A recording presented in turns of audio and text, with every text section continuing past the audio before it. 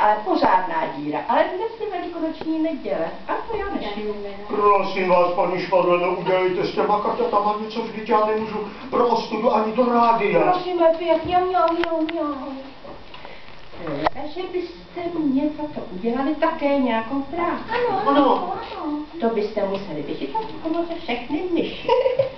Ale to vám povídám, ne, abyste mě tam vypili mléko. Ne.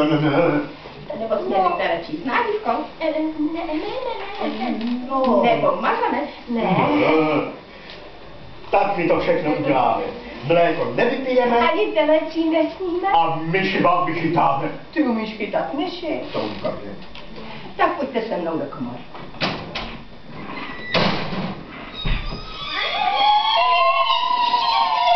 Však já je dostanu ven. Pejsku, postav se doprostřed komory, zpívej, nakrucuj se, tancuj a já obstarám to ostatní. Cože mám dělat? No tak kdo má roztrhané kalhoty, ty nebo já? No tak šup.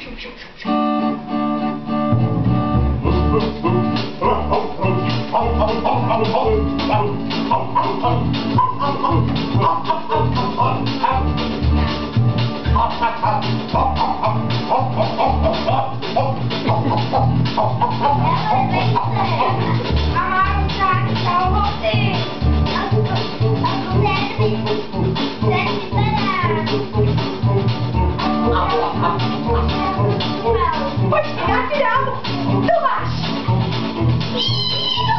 A to je taky. A ty taky nevítaj. To máš.